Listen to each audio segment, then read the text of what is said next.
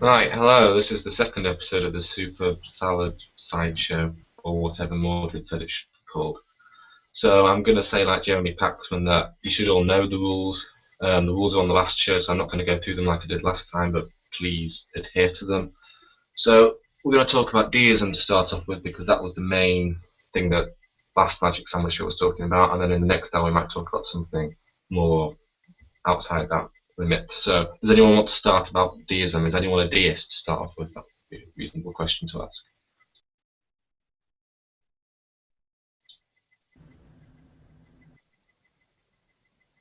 Maybe not. Maybe not.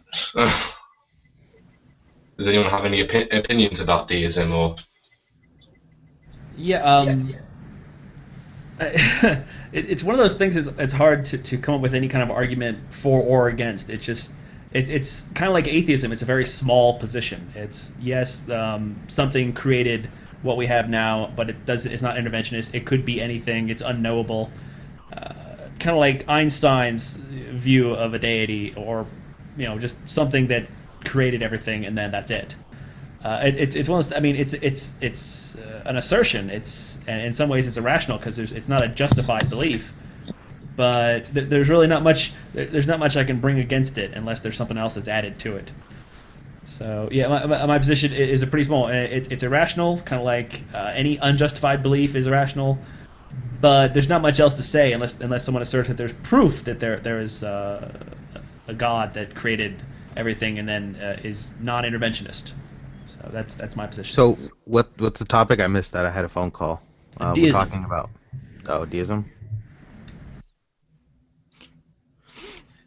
I think the other problem I sort of tend to have towards deism is that where people tend to let it lead them. A lot of people that I know that would say they're a deist, also like, they're practicing Catholic, or um, they follow some sort of religion, and but they use deistic arguments to sort of justify that they're doing that, if that makes sense.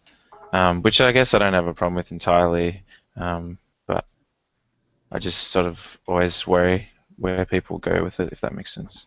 So let's address this. What is the definition of deism specifically?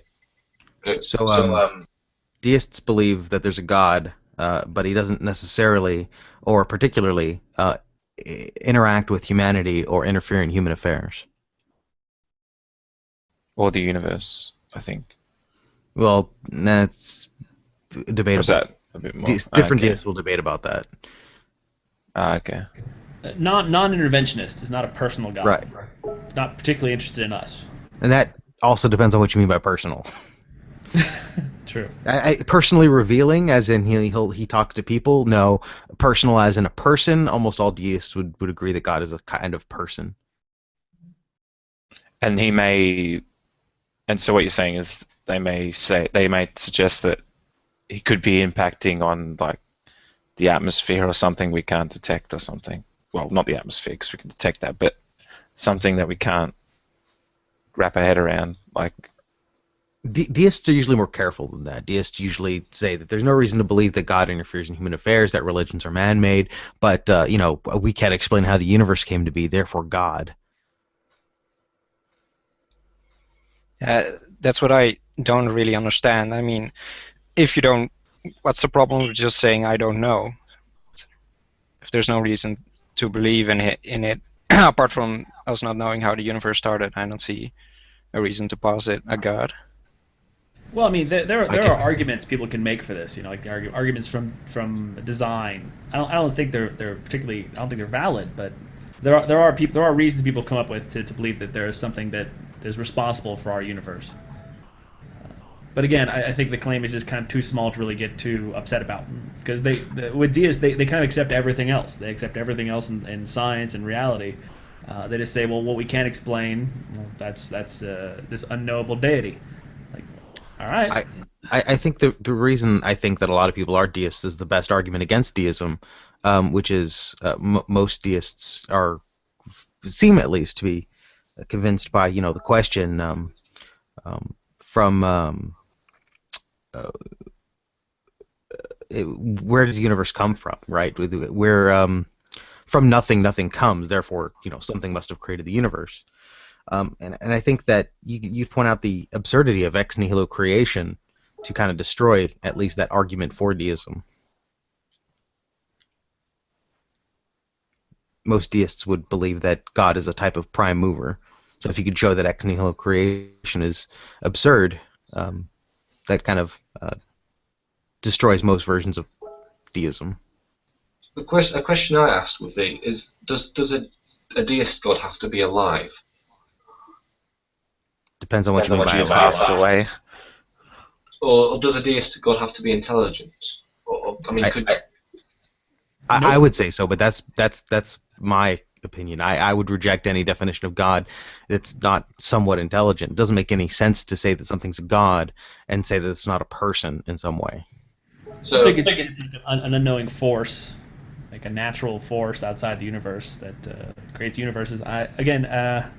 Because it's kind of a general claim, kind of like arguing specifically against theism. Well, I mean, which God are we talking about? What are his attributes? And deism, a lot of them will claim we don't know his attributes. We just know whatever he, she, it is. It created the universe. So we'd have to have a deist to really kind of narrow down a particular type of deism. Like I was trying to get Shanna in here because she is both a deist. I was going to say I can try to get Shanna in here. Yeah, I sent her a message. You can go ahead and send her one as well. I mean, she is a deist and an idealist, so she has some ideas about consciousness and how that, like, well, she can explain, but I'll let her explain it if she ever comes in here because I can't do it justice.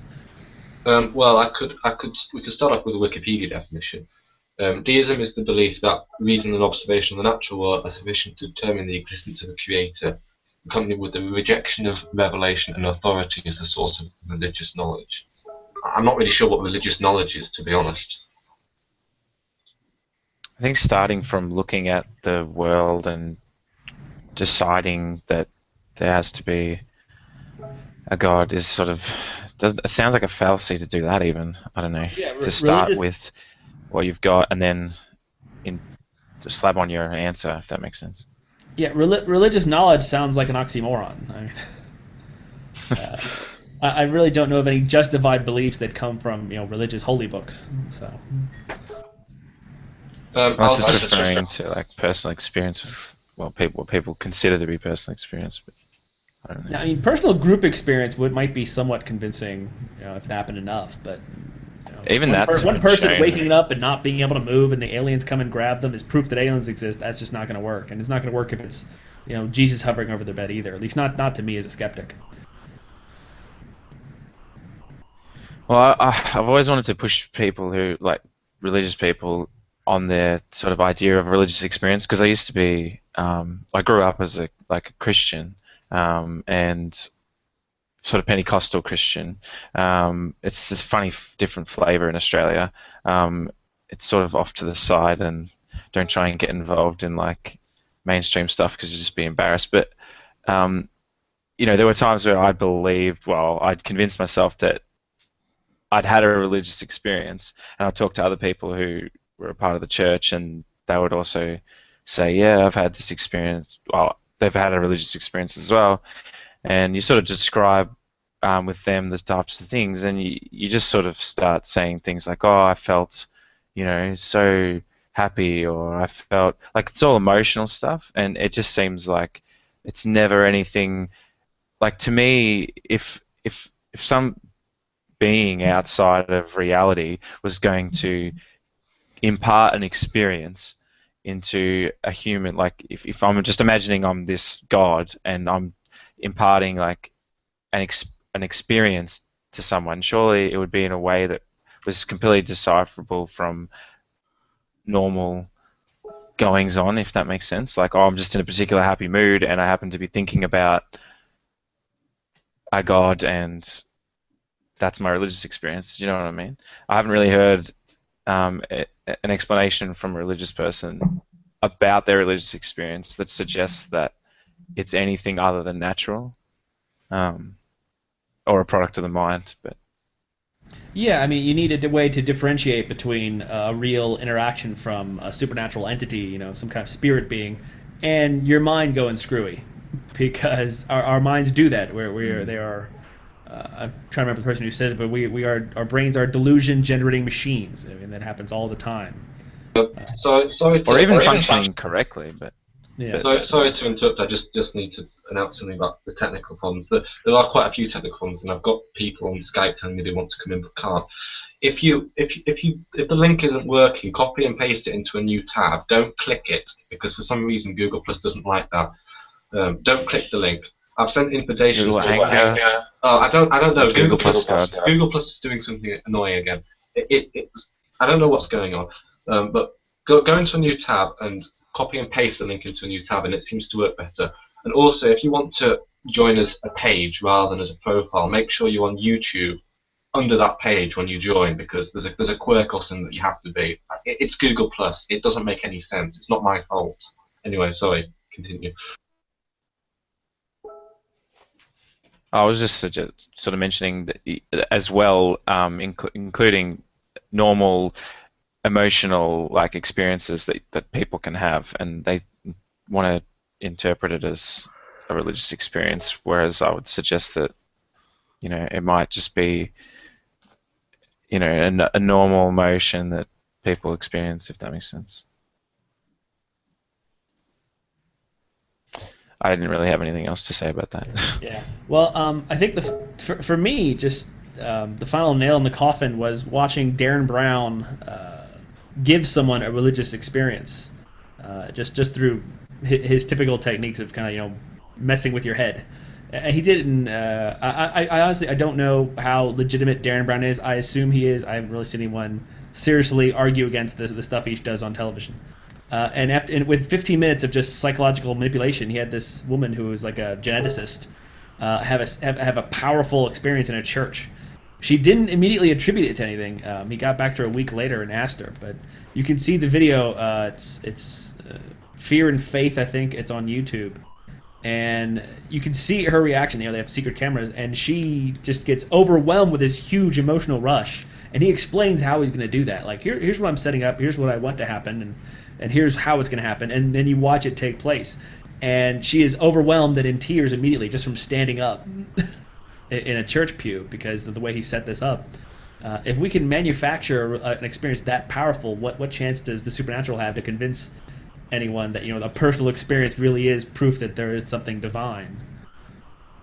So this is kind of like Descartes' demon, right? In which case, when you have a religious experience, you have to imagine if there's anything that could convince you that that you had a religious experience when you didn't, and it seems that that's the case. We can demonstrate that, right? Exactly. I mean, personal. It's the whole personal aspect of it, as in just you alone in your room, crying about a lost loved one, and suddenly you have this rush of emotions that make you feel better, and you attribute that to aliens. Something. Yeah, you attribute it to something you already sort of believe in. People will attribute it to aliens. People will attribute it to different deities. It's more geography than anything else. If you're a Muslim and you have this experience, you're going to say, well, I should have been more attentive to the teachings of Allah. Me blurting out aliens was a demonstration that most people don't believe in aliens, but it's just as justifiable to attribute it to aliens that want you to feel better than a god that wants you to feel better. Actually, well, I would say I agree most people, but there are quite a few that believe in aliens. Right. And Michael Shermer mentioned in his book, I think it was The Believing Brain, he talked about a particular man who was not religious at all, but he had a personal experience, and he felt the need to devote his life to telling people that there's this thing somewhere that loves us. And he couldn't explain any better, but religious overloads like that can have a serious impact if you don't I guess unpack them critically and kind of break them down into component parts. What did I experience? Is it something that I can demonstrate? Is something supernatural, or was I again did my brain just have a fart, and I'm reading way too much into it? So, I mean, if Jesus were to hover over my bed over and over again, and I would turn and wake my girlfriends, and she'd be like, "I see it too. That looks like Jesus." That's at least something. But when it's just one person, I can't see that being. It's very, very. If it's evidence, it's exceptionally weak evidence. There's an example of, I suppose, a religious experience that's manufactured that includes a group of people, which I didn't realize until after I left sort of my religious thinking, if that makes sense, was they used to do these events at stadiums, like they'd fill out like a stadium, and they'd have a preacher, and he'd be talking, and they'd play music, and everyone's sort of, well, they call it, praise and worship. Everyone's just sort of listening to the music and thinking about God, I suppose. And he says something like, everyone rush to the front or something like this. If you feel, just wait and you feel the power of God. And when you feel that, come rushing to the front or something like that. And then like stacks of people like in the auditorium will just start running to the front, right? And when you're in these sorts of situations, you think, oh wow, this is incredible. There's maybe 10,000 people here, and everyone seems convinced, and I feel wooey too, and etc. etc. But it wasn't until I went to a concert to a band that I liked, maybe like a year or two later, and I was really getting into one of the songs, and I just, for a moment, I just sort of looked around me and I was like, this is the experience. It's the experience of being in an auditorium and listening to music and being with other people who are also experiencing the music and experiencing the atmosphere, and it's not something that's divinely inspired or anything like that. But it's something that people who, if they are religious, might suggest is an example of a religious experience. I'm in chat with Shanna right now, and she's getting on her computer. She'll be here soon. She is, like I said, she's the only deist I know. I told her, I said, we're probably making a mess of it and strawmanning the heck out of the position. So please come in here and correct us. In the meantime, I have the atheist's Bible here, the God delusion. Oh God! Don't say that. Yeah, I'll probably set myself up by saying that now, haven't I? Yeah, sorry about that. Anyway, this is how Richard Dawkins defines a deist. The deist God never intervenes thereafter, and certainly has no specific interest in human affairs. Pantheists don't believe in a supernatural God at all, but use the word God as a non-supernatural synonym for nature or the universe, or for the lawlessness that governs its workings. Deists differ from theists in that their God does not answer prayers, does not interest in sins or perfections, does not read our thoughts, does not intervene with capricious miracles. I'm not going to read out anymore, otherwise I'll break one of my own rules. So. Yeah, I just want to say, the God delusion is not the atheist Bible. For me, it's God is Not Great by Christopher Hitchens. That is the atheist Bible to me. There is no atheist Bible. That lies. I have to agree with JD. As much as I happen to disagree with Hitchens Hitchens is one of the greatest writers of our time. Just the way he writes and the way he speaks. Yeah, he has a way with words when he puts that stuff together. I've been watching a lot of Peter Hitchens, even though I disagree with almost everything he says. But he also too has a really good way of articulating his points, and it's just fascinating to listen to him. Oh, anyway, welcome. Looks like we have the former Alaskan governor here. Hey, how you doing?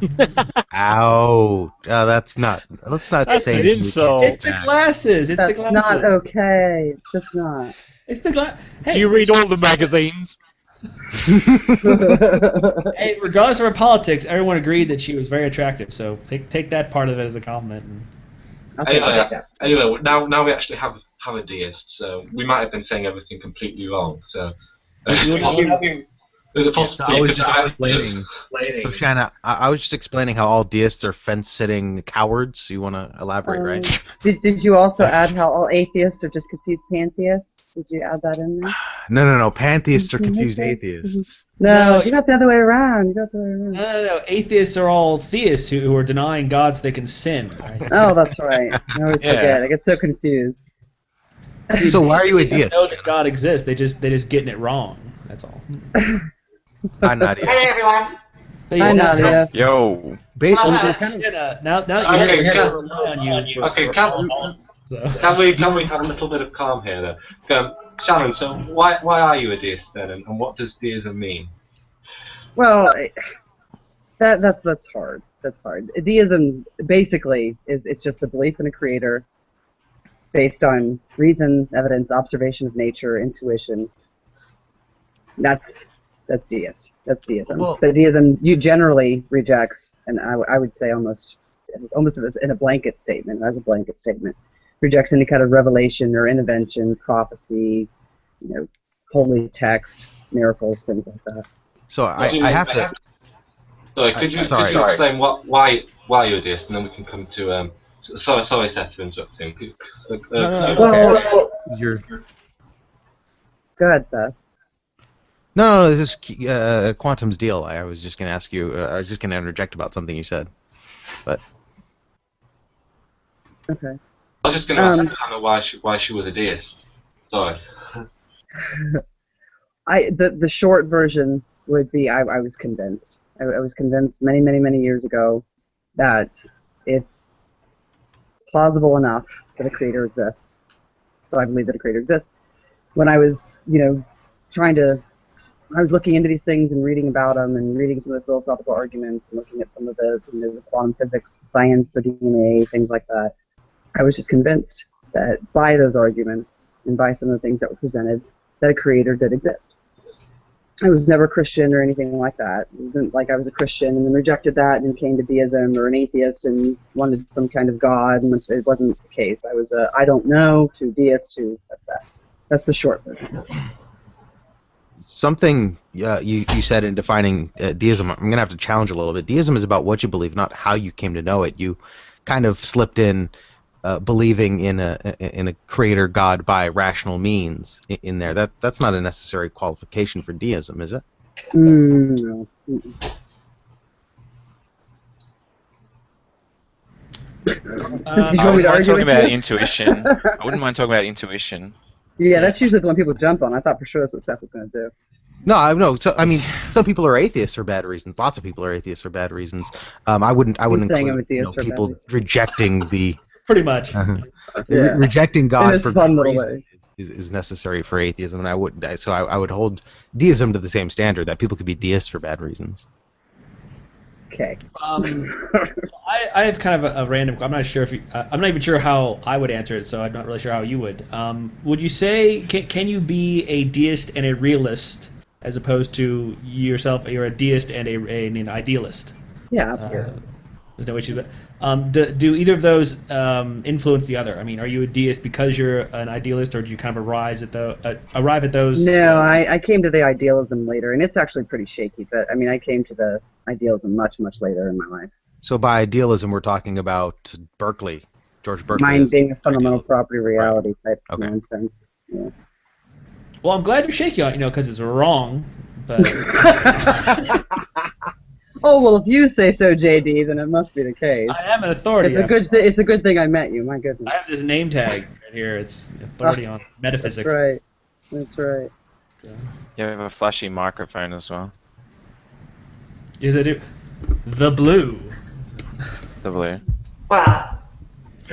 Can I ask though? Then what's intuition? What do you define intuition as? Do you just mean like how? Well, I'll just let you answer, I guess. But I struggle with what intuition actually is, apart from using our minds to.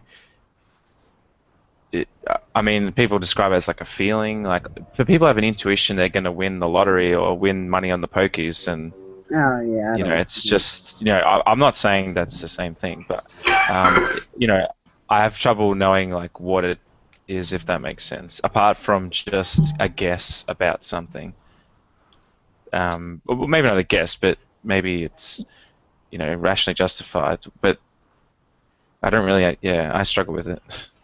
I don't know if you have anything to say Intuition might be about one of it, those but- things that are notoriously hard to define. I don't know. I wouldn't say that like it would be like a. I don't know. Like if nothing in my gut rejected it, I guess would be a way to put it, but I don't think it's fair, or the best way to put it. But that's where I'm at provisionally. Yeah. And then- It's not then like it's- I've got a good then feeling it's about gut. a lottery ticket. Then I'm it's gonna gut feeling, and then yeah. Yeah, there's nothing about the idea of a creator that I find inherently contradictory. That's kind of what I mean with that. There's nothing about it that bucks against my logic or upsets me in any way. So, Whereas something like, leprechauns putting my shoes together every night kind of makes me go, what? but there's nothing logically incoherent about that either. Yeah, but it still makes me go, what? Occam's razor kind of would. I feel like this is where sort of like Occam's razor would just sort of like if you just removed it, like you could just continue on doing everything that you would normally do.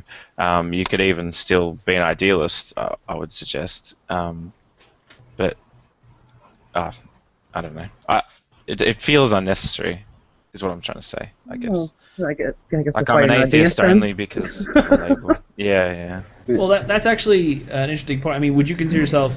Is anything going to move you off of deism? I mean, are you pretty much relatively certain that there is a creator of the universe that is non-personal, or is it more fuzzy, like an agnostic atheist who's just barely in there?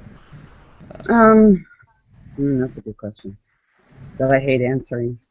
Why did I agree to come over here? I'm sure that there is something that could move me from deism. I just haven't encountered it yet. So, and I know where my flags are. I know where my deeper flags are, if that's what you're really asking. I you know would that agree if this one thing were shook, I would start, questioning a little bit. Well, what are some of those things that would seriously challenge your deism?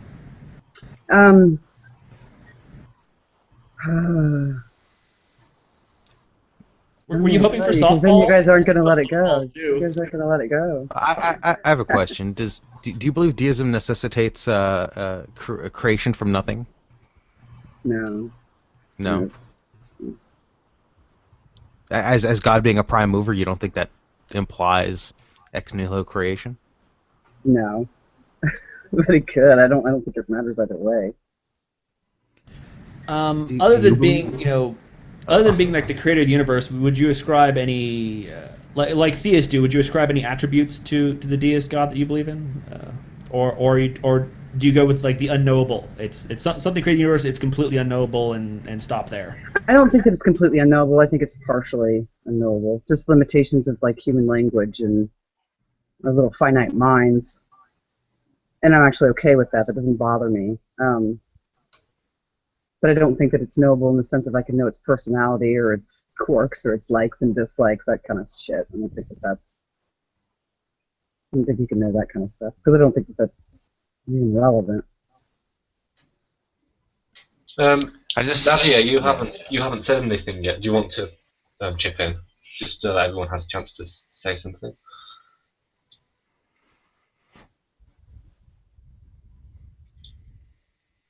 Okay. I think she may have frozen. Have you got your mic muted or? I think Nadia's frozen. Yeah, those yogurt pretzels were so delicious they screwed up space time in her area. And frozen her connection. You shall now implode. Yeah, she was on the Left Field show with me a little while ago, and during the podcast or during the show, a fire engine drove through her living room. It seems because it was that loud. Oh, dear. It was quite funny. Oh, So, boy. Nadia, is the deist God eternal? Nadia's not there. Sorry, she's just gone. Did I say Nadia? I'm sorry. Somebody was just talking about Nadia. Shanna, is the deist God eternal? Eternal in what sense? Did he exist? Is there no time in which he did not exist? I'm just using he as a pronoun just for convenience. Sake of simplicity. What theory of time did do you it- adhere to? That would probably help answer the I question. have no idea. I say No he idea. because it would be impersonal to call him an it, and you believe that it's a being, right? An intelligence of some sort, right? Right. But I don't necessarily think that it has a gender. I think that's weird. Right. I wouldn't hold you to that. If it's for the sake of simplicity, that's fine. That's fine. Yeah. As long as it's not an intentional misrepresentation. But I've never seen you behave that way, so I was kind of just poking with you. So you don't think she's eternal? You what? I have no idea. I would think so. And do you think But I the don't. universe is eternal? The one that we're in? Or do Is you there mean more the than universe one? as in every single thing that exists in every... I mean the physical everything? universe, space-time. No, I don't. No. So would it be safe to conclude that there was a time when the universe did not exist and a time where God did exist? Sure. So what then was God the only thing that existed? I have no idea. I wasn't there. You don't know. Yeah, I kind of What- figured we No should clue. die if you go far enough because it is barely knowable according to Yeah, Deism, I mean, right? that gets into nonsense. I mean, how No, could I know? I think it's quite clear that deism, generally at least, asserts that God created the universe from nothing. In which case, an I don't argument think can be made, deism a safe says argument can be that. made against deism to show that ex nihilo creation is absurd, and therefore there is no deistic God. I don't think that's necessary. I That's think that's I think weird. you get around that. I think you get around that if the universe is made from God, like he took a part of himself and made the universe. In which case, since Sure. he's eternal, what he made the universe. Would you? That'd be Can I from. s- I would from a get around that, pantheism. that particular. Well, I mean, Shana, you would could you say say he took a you're part of an himself and made the sorry. universe, but it's still separate from him. Again, I'm making this. I don't hold that position, so I'm just guessing here.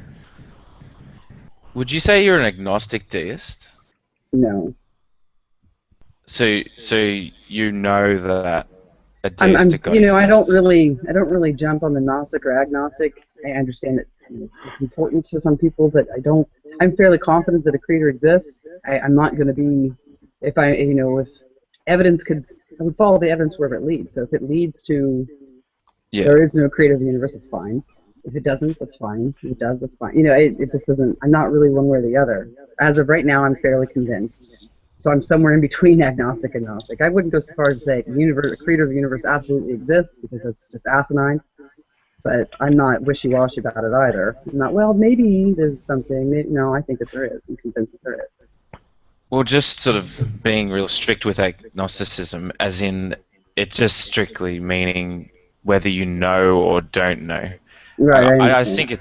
think I think you sound to me like someone who's pretty reasonable and not far from my position at all. Even though I would say I was an atheist, but I would also say that I was agnostic in the sense that I can't know that God does not exist at every point. Like I can't see everything or know everything, or if that makes sense. Yeah. I feel like your position's very similar. It's just that, there's a couple of different things that just push you slightly towards that there might be a God Right. outside, but I don't know. Is the deist position falsifiable? I guess that would depend on some of the claims the deists were making. Is your version of deism falsifiable? I I don't think know. you said it was. I think you said it was, because you said that if evidence came, I think it just means that if evidence came before you that said that we could show that God definitely does not exist, you would go with the evidence, wouldn't you? Yeah, I would follow it wherever it led. Yeah. Well, I mean, what are some So what kind of hypothetical? evidence can there be? Yeah, I mean, what What? hypothetical facts could come to light that would convince you that deism was false? Oh, It could be outlandish. if I'm that pretty helps. wound tight in my little ball. Like I said, you think of an outlandish fact, something that we wouldn't expect to happen, regardless. But if it did, it would take you off deism. Yeah. Ozymandias recently introduced me to the idea of doxastic closure, which may be pertinent here.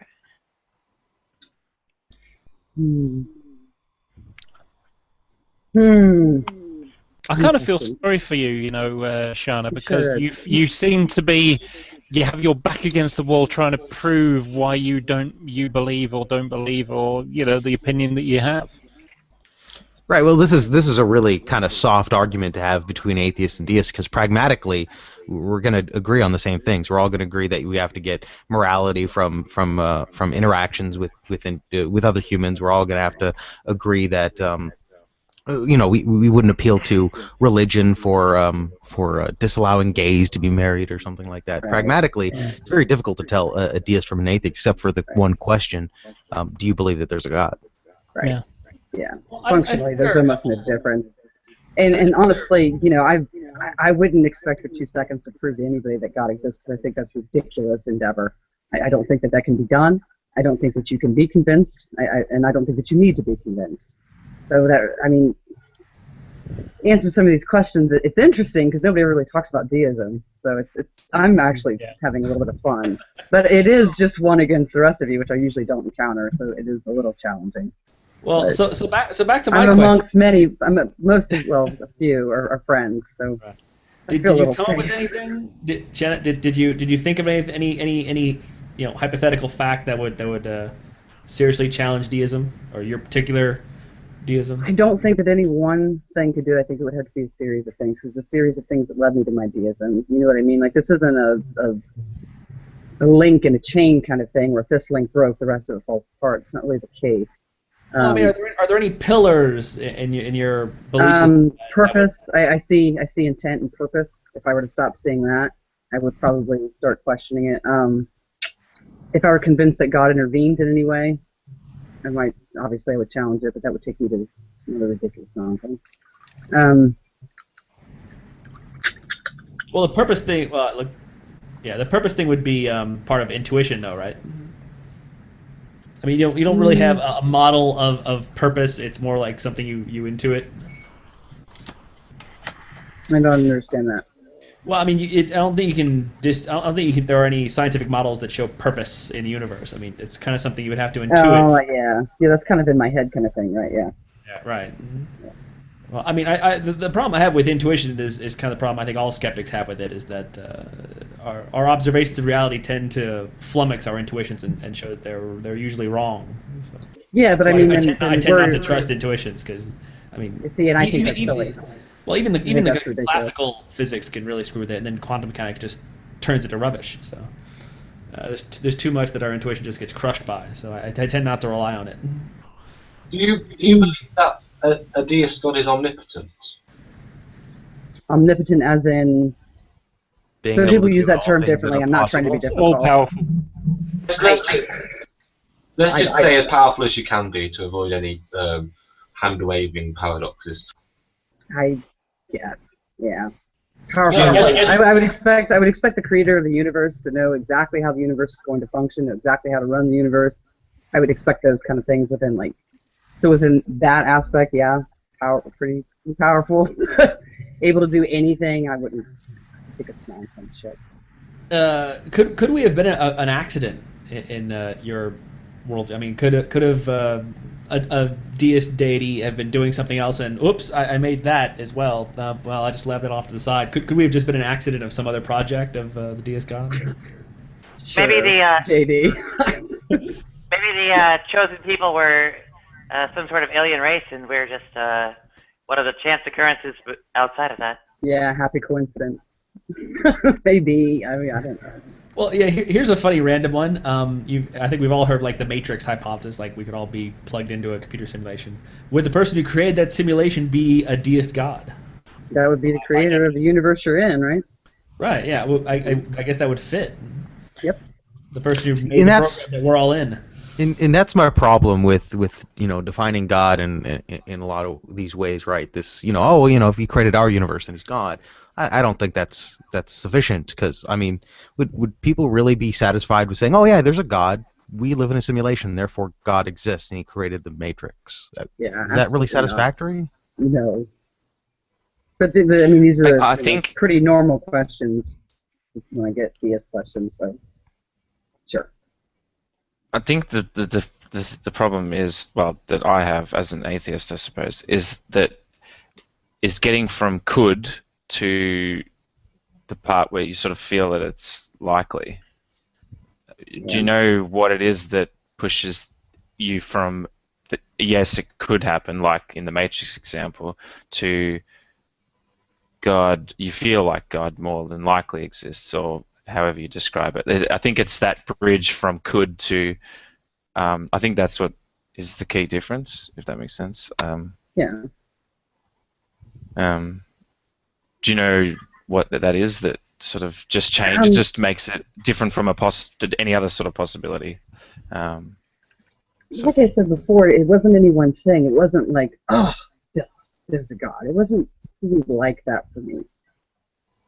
Does that make sense? So there's not really one little thing that brought me from the agnosticism that I guess I was holding to, oh, okay, today I am convinced now a creator exists. It wasn't like that. It was just the accumulation of all of these things. Right. So to use the popular phrase, so your religious beliefs or your beliefs evolved to deism. Right. Yeah, like I didn't even know deism was a thing until 10 years after I was a deist. And I was reading, just reading some history stuff. I'm like, oh, It's shit, not that's a what I thing. You're am. mistaken. Whatever. Seth.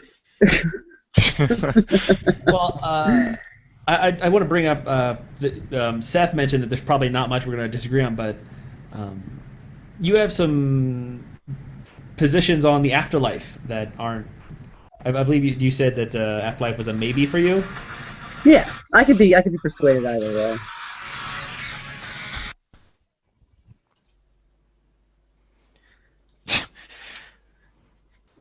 Well, sorry. Again, yeah. I don't know. I have no clue. If there's not, that's fine. If there is, sweet. But I have no idea. I think that there's very good arguments against it. I think there's decent arguments for it. So I'm kind of like, I have no clue. I have no clue. You're an like the atheist. ultimate Stop lying. You sound like the ultimate fence sitter. Yeah, I get that a lot too. Well, I was wondering before you came on the show, Shauna, what kind of reasons people have to believe in deism, and JD mentioned the arguments from design. Do you think that is a valid argument? That's one of the arguments I like, yes.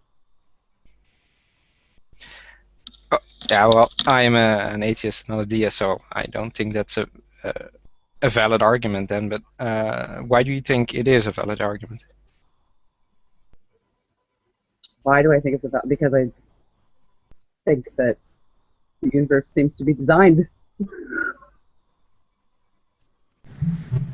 There's Right. a Sorry number about of that, You guys. feel like the universe seems to be designed is to say that you're convinced that it's designed. You're just putting the question in different terms. Why are you convinced that it's designed? I mean, why am I convinced that it's designed? Like the cosmological constant type stuff? Is that what you're I don't know. asking me? Do I Whatever. think that kind of stuff, that the cosmological constant, that things seem to operate on a balance. There's so many different aspects of the design argument. So I mean, what about the cosmological constant would lead you to believe that the universe is designed? because it's on a knife's edge. If it were any other way. On a knife's edge for what? If any constant would be on a knife's edge. If the constants were something different, which they apparently could have been according to this argument, they would be on a knife's edge. They would be what they are. I'm not. And I understand. I know that, and I've heard that. I read the objections to design. I know. I'm not totally convinced by that. I read a paper about the strength of the weak nuclear force and that it can vary quite a lot and not have that much impact. Just like gravity can vary, what, 30% one way or the other, and things could still be the way they are. Things aren't as finely tuned as people think, or people have been led to believe that they are. But it still seems to me, I mean, the universe can be calculated and computed, and if it can be, then it could have been created. That's kind of where I'm at with that. I think that might actually bring up a possible falsification of deism, or at least something that would challenge you. Would be if one of the serious multiverse hypotheses were demonstrated to be likely true. We actually, yes, there really are near infinite number of alternate universes, which is why ours just happens to have life. If that actually were demonstrated, like the math actually panned out, we started finding serious evidence for it in the coming decades, would that maybe draw you a little away from deism, you think? No. That your God made all the universes? Well, no, because now you've got an infinite number of universes. Are they going to have the... Well, I'm going to guess if they're going to have the explanation of how all this infinite amount of universes came to be.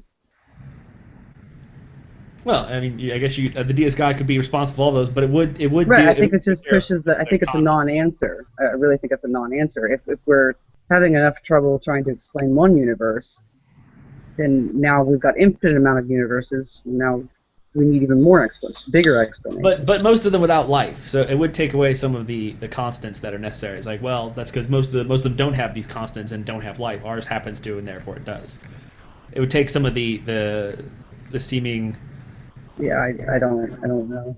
Maybe I would have to. Nothing will change your mind. You're dogmatic. Dogmatic deist. No. You're a dogmatic deist, if that's even a thing. Are you familiar with Michael Shermer at all? Shanna? Have you Not listened very. to him talk at all?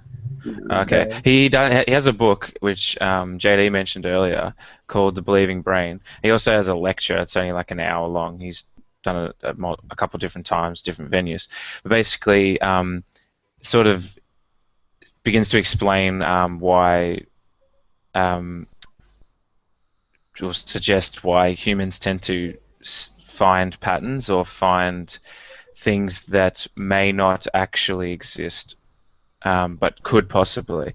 And one of the easiest examples he gives is imagine you're you're an early species of human or an ancestor, and you're on the African savannah, and there's a rustling in a bush behind you.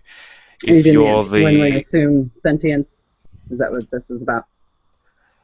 Well, I'm not sure. I'll finish explaining it quickly. It's not Okay. very long. Sorry. But basically, that's okay. But basically, one group of humans, I suppose, would assume that it's a predator, and so they would run and hide. But the ones that would think, it could just be the wind or something like that. In the cases where it is a predator, they're going to get eaten.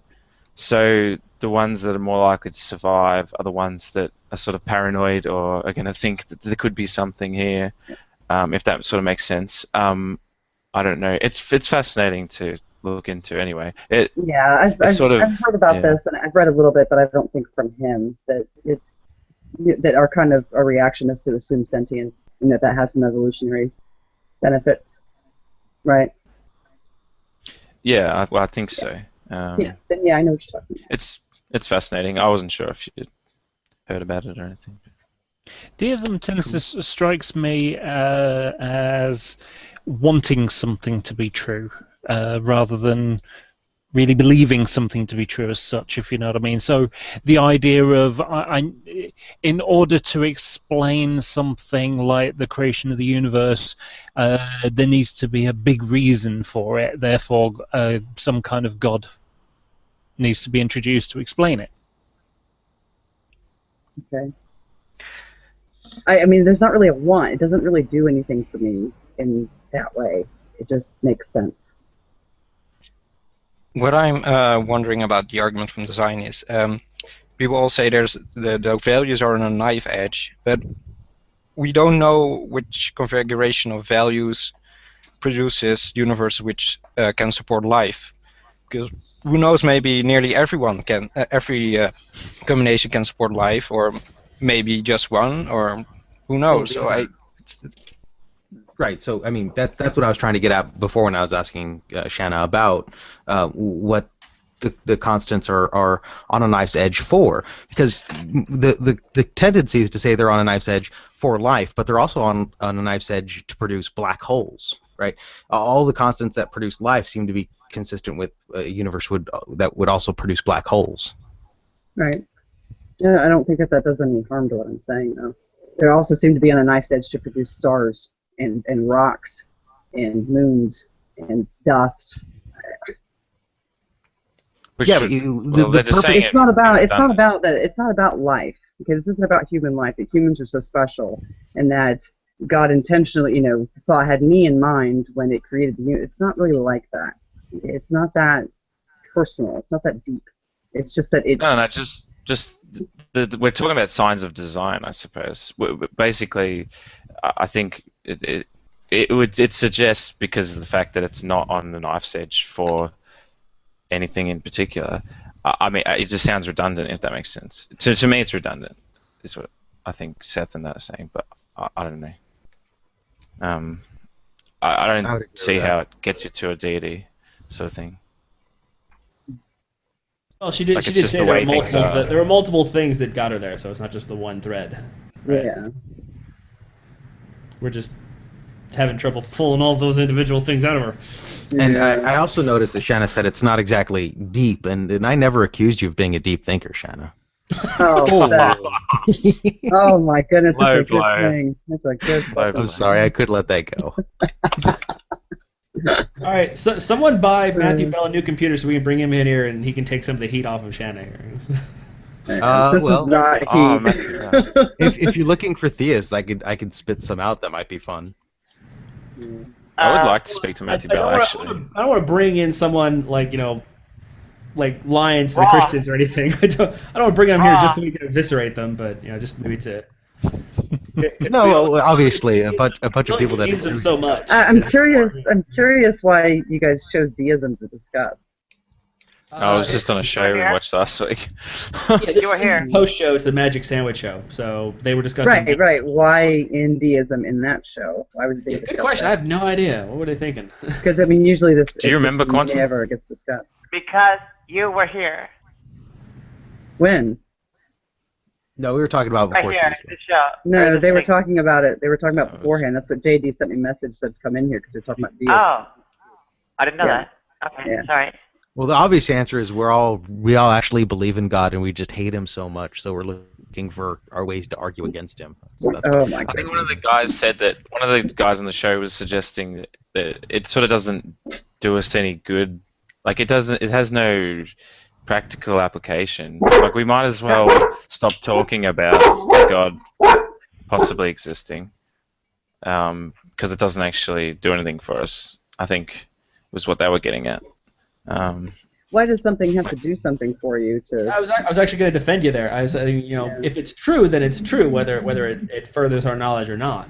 Right. I don't think there's. I don't think it's Yeah, a justified Whether belief, but- it would be furthering our knowledge by definition, wouldn't it be? Like it would be an extension. But of our I'm not a knowledge. deist. I'm not a deist because it does anything for me, and I didn't reject the idea of like, well, this is functionally no different than atheism. So I'm not supposed to be an atheist. That's Well, not. that's true. You don't get a happy heaven Oh, no. ending when this is all over, do you? Yeah, no, I'm fairly convinced it's oblivion, which I'm okay with. I mean, I didn't exist for how many billions of years beforehand. It's not going to do me any harm to not exist afterwards. So who cares? I love that line. Yeah.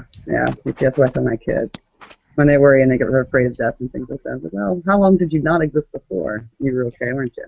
Sam I Harris. mean, it doesn't really do anything for me. There's nobody, looking after me. There's nobody helping me find my car keys or keep me out of a car accident. There's nothing.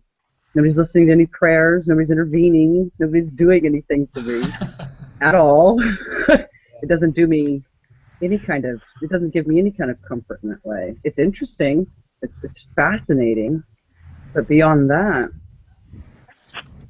Yeah, Sam Harris has a good line about dealing with non-existence. Is well, when you go to sleep, you pretty much your consciousness shuts down. You're gone for 8-9 hours. So Yeah, your brain waves are identical to just- brain death. Yeah, in sleep and out will- of consciousness. death Who will woke you probably up be this just like morning, that. atheists? Huh? Oh, Why Seth, is you it gotten so? that? You desperately need a Christian to tangle with. Have you ever gotten that? I've actually gotten that.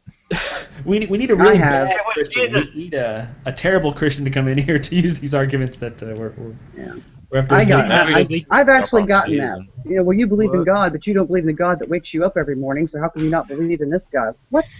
Wait, what? It was very What strange. is the God is like the one putting dust in your eyes when you sleep. I don't think The that's God the of God anyone Samsung? wants to worship. Yeah. Well, another point which all of us can discuss, I think, and it's free will. Do you, Shanna, believe in free will? Mm. What kind of free will? Compatibilism, determinism. I mean, what are the other ones? I don't, I don't, Compatibilism and incompatibilism are varieties of determinism. Yeah. It's just a no. I mean, on the quantum level, the universe seems to be extremely deterministic, and I can't sit here and ignore that. But I think that if we focus enough, then we can kind of override something. So yes and no. Is that part of the idealism that kind of influences that? No.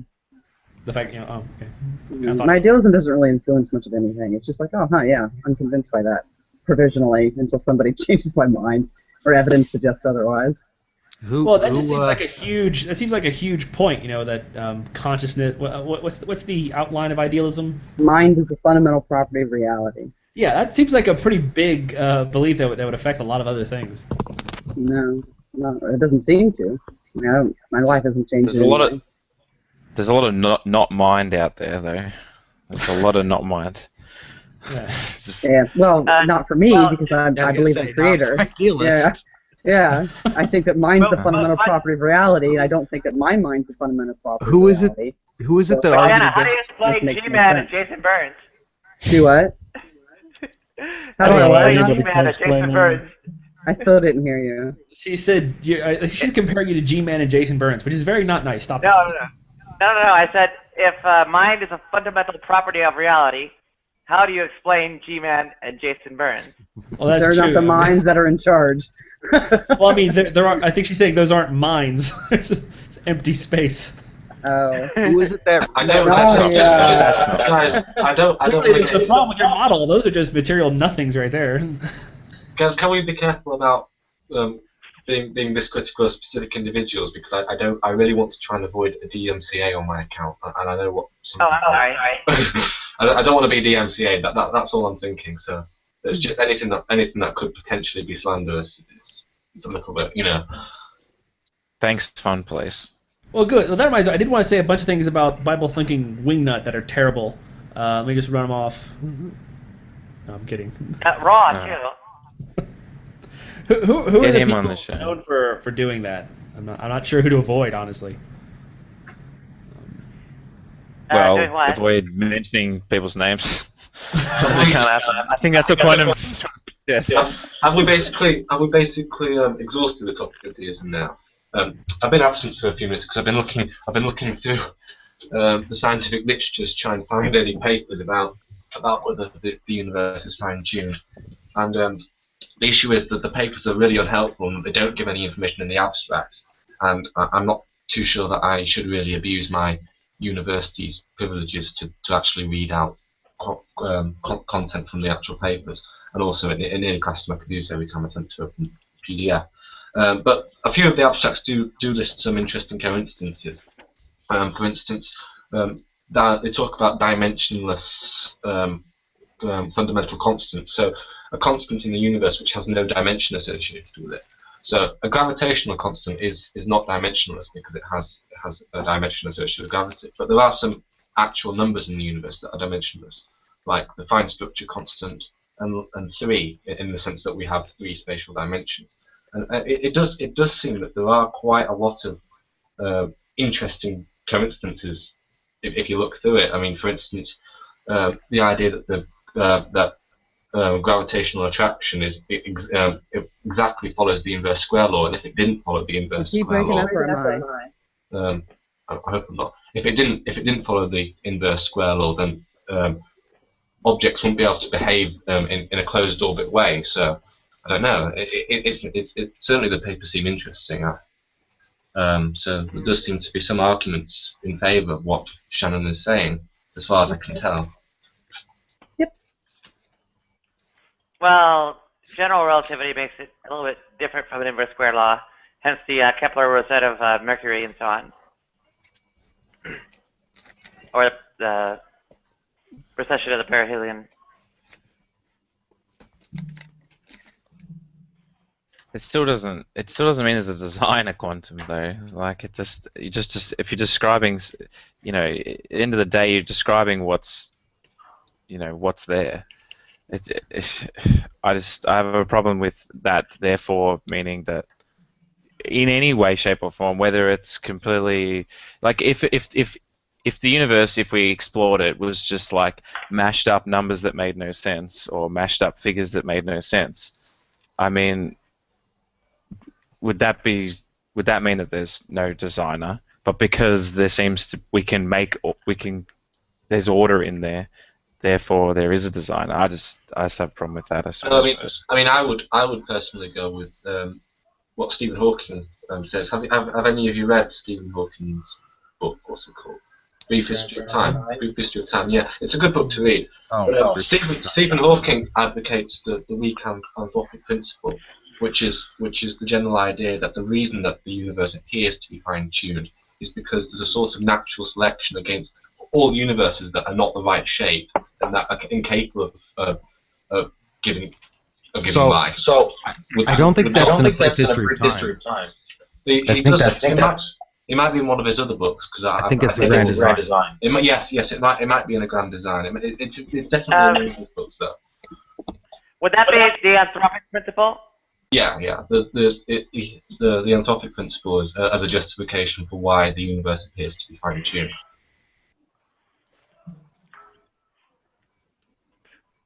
It's the idea that in a universe that where life couldn't exist, these would be self-selected out, so that a universe that couldn't produce life wouldn't give rise to life that could observe it.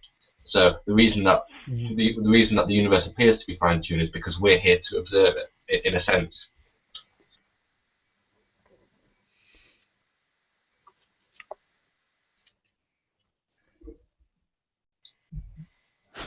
Okay. Well, I can go on a little bit. I was about to pause for something else, but the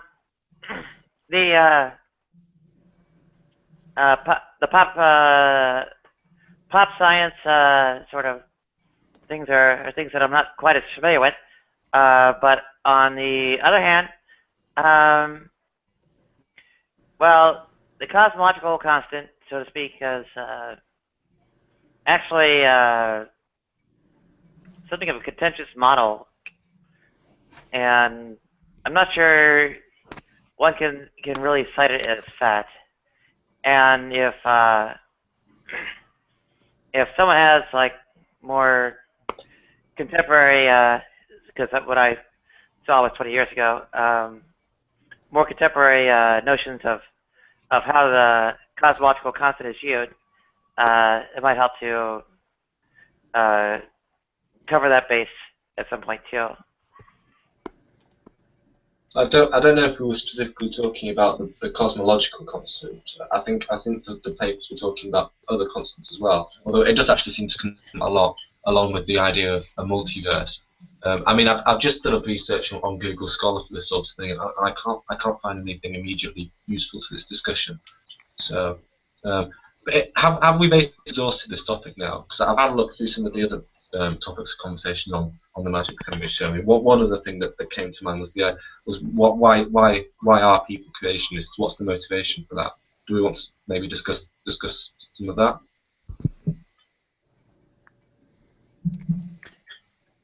I think one of the reasons is because people don't know anything different.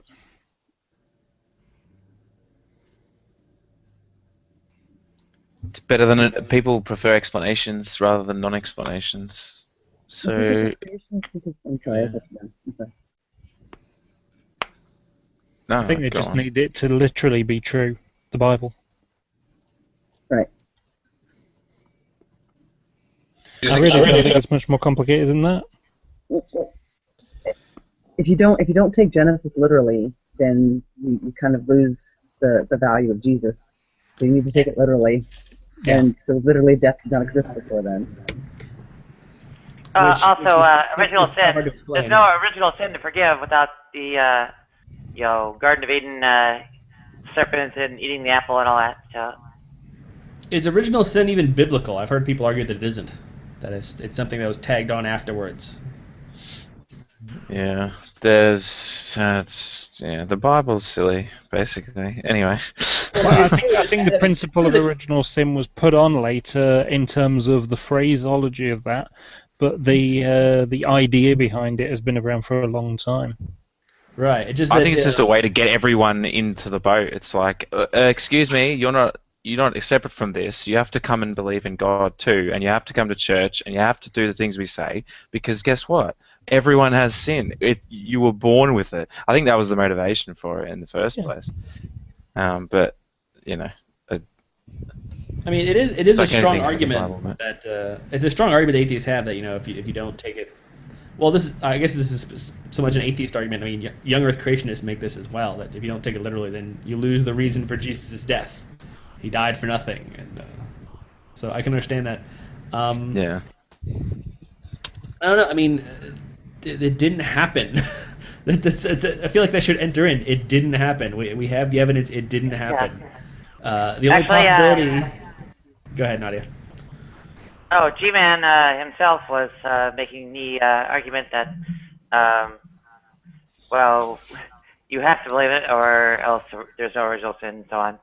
So, I mean, this is an observation made by, a number of people participating in these debates and discussions and so on. Well, then there's no original sin, so your religious beliefs are wrong. Get better ones.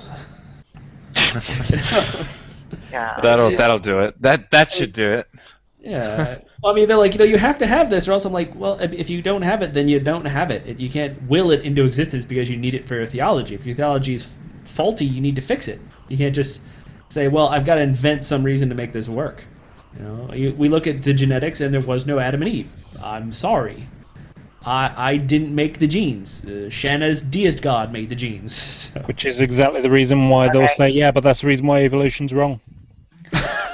Exactly. I mean, well, it's not wrong. I mean, we have the coding. We can look at this. It's clear that this couldn't have come from two people. Yeah, but it's wrong. It's still wrong. It's still wrong because it defies what the Bible says, and the Bible's always right because it's inerrant. There are a lot of creationists, though, that would say evolution is fine. They would just say that God, the whole, God started put all the chemicals there, and then the chemicals went bang, and then boom. Yeah, the original sin is traceable to, I guess the first occurrence was Irenaeus in the 2nd century, and Tertullian also goes on about it, so, albeit not by that name. So, it's relatively old as far as Christianity goes. Yeah, I mean, you cannot get the population we have today from 8 people. I've seen the numbers they've run to try and trying to exponentially get 7 billion people from 8 to 4,000 years ago, and I mean the Tower of Babel was apparently built by 42 people. I mean, Tower of Babel, man. Yeah, how could you have a problem with the Tower of Babel, man? How could you possibly? They built this massive tower, and they got to the top, and then God went boom, and then now you have Aborigines, and now you have Native Americans, and now you have Hispanic people. Come on, there are estimates of the minimum population required to give rise to our genetic diversity. The minimum, simultaneously coexisting interbreeding population, and I believe the minimum estimate is 2,000. The minimum of the minimums, and then more reasonable minimums are around 10,000. And they were believed to have occurred 75,000 years ago. The Tower of Babel is just one of the worst stories in the Bible. It's just so absurd that God would spend his time destroying this mud tower, but he doesn't care about things like the Burj Khalifa, right? In the Middle East, or us going to the moon, or going to space, or satellites. Yeah. No, this mud tower has to be knocked down, but no, go ahead and build a skyscraper about, maybe 100 times that. Yeah, when was the Tower of Babel? It was after the flood. So when was the Tower of Babel supposed to take place? Like, I don't know, 3,800 BC or no, further than that. That's the other problem with it as well. Like, it literally doesn't mathematically work. The Native Americans left from the Tower of Babel around 2000 BC and ran over to America. Yeah, you also run into issues with recorded history happening around these times too, like Egypt. I mean, that's a lot of racial changes in only 2,000 years.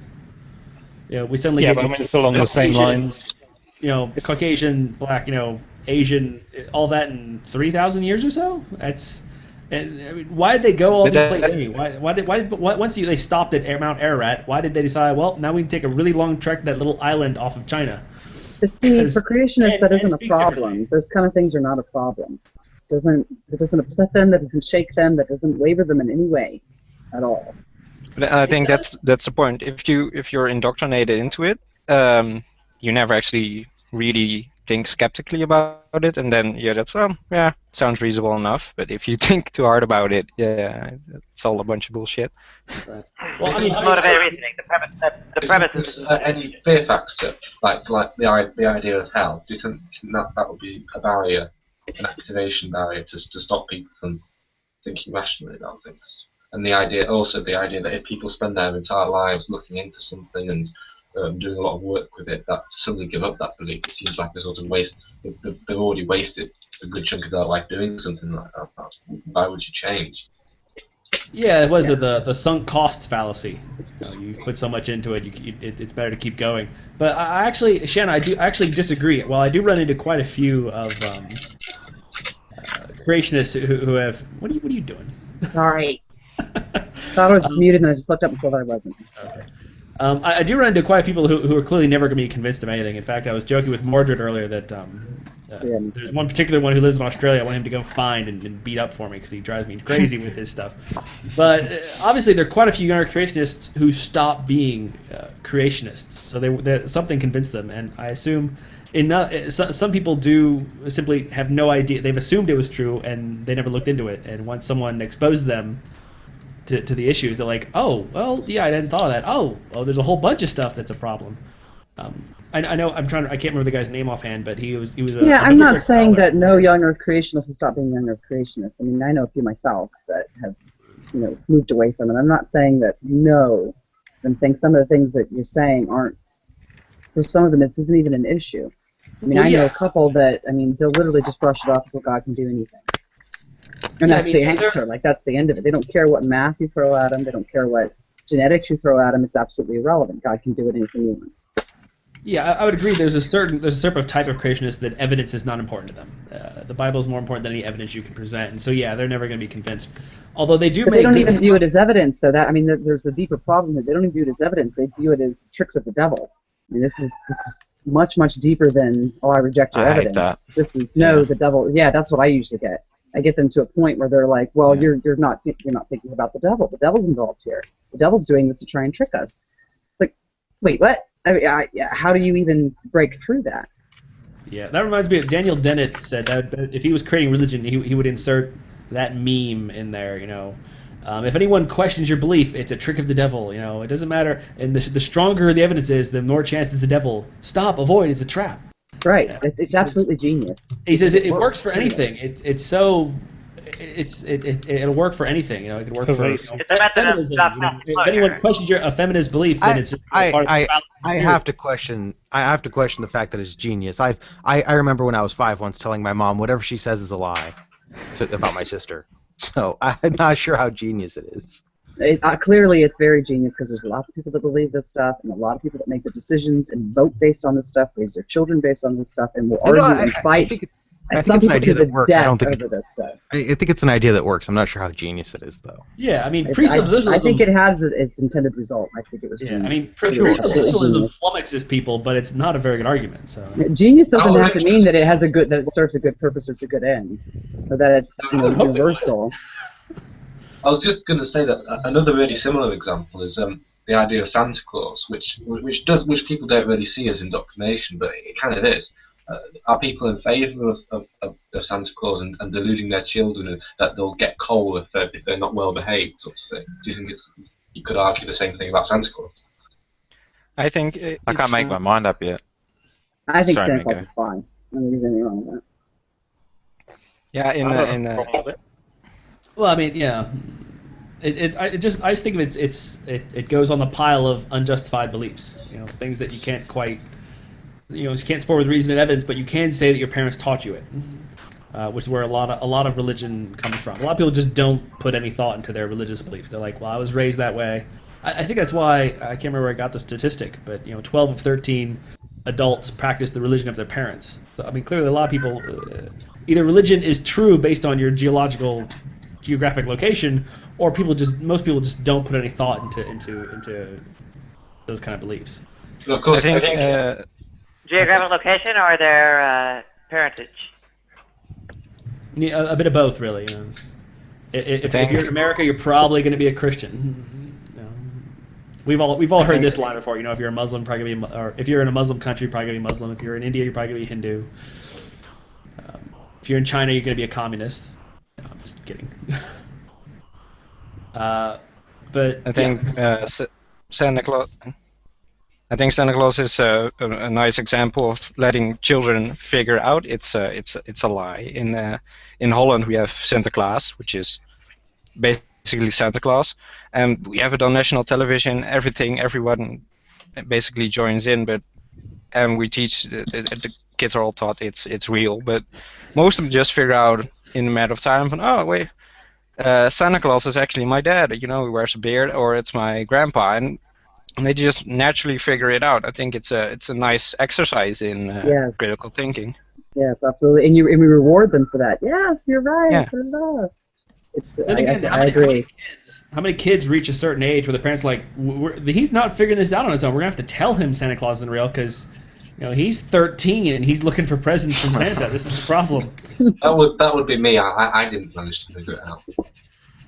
Yeah. I was saddened by it though, and that's what I would want. No, I wouldn't want to inflict that sort of sadness, I suppose, in some ways, on my child. But I'm not.